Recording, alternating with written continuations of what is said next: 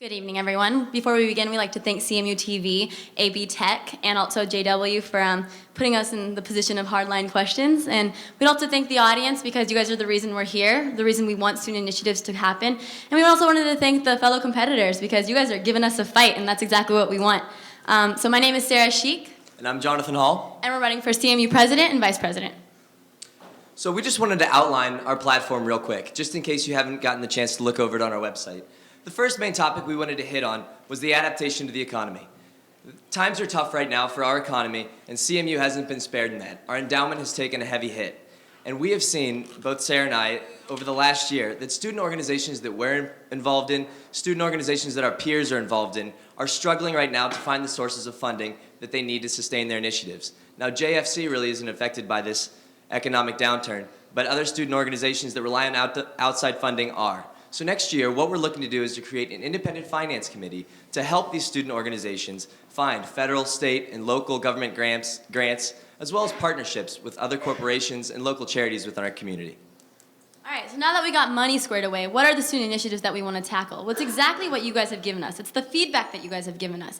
Some of it does involve CMU ID charges, revolving around students having a say in how it's being charged, future charges if you miss your ID. It also goes down to kosher and halal options being served in entropy. It also spreads to even having dining options and dining facilities being open as late as they are during finals week, during midterms week, because it's as much of a struggle.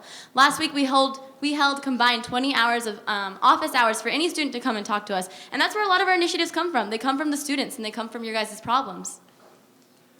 Also, we want to prepare our students for the real world. I've spent the last 3 years running the BOC and trying to help kids prepare for jobs or even school after education. But one bridge that we want to gap is the bridge between graduate students and undergraduate students. In talks with President Cohen, mentorship programs have often come up. So what we're looking to do is initiate a volunteer mentorship program within the Career Center for graduate students, faculty, and upperclassmen to connect with our younger population.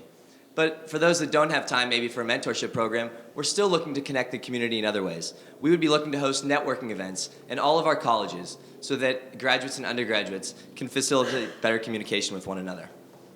Jumping to an entirely different subject, it's an accessible campus, and that's on two facets. One being, our campus is not very accessible to students with disabilities, and that's something that definitely needs to be changed. Also, how we, as students who may not have disabilities, how we react to students who do. We need to learn more how to adapt to such situations. Another facet is that we have a campus in Qatar. A lot of students do not know this. This is something that we should focus on. They have an amazing new building, and many students here don't know about it, and there's a lot of things that we can do in the connections of both campuses. Finally, we're just looking to bring movement to campus. We want our campus and our students to be more politically engaged. We want to bring speakers that are entertaining and take hard stances on topics. We want to have a healthy movement on our campus. And finally, we want to make our campus aware of human rights. We want to kick off a new human rights initiative. All right, and so quickly, we just want to tell you guys that we're here to bridge the gap between CMU student government and its students, graduate students and undergraduate students, and finally we want to connect and bridge the gap between the region and CMU itself. Thank you.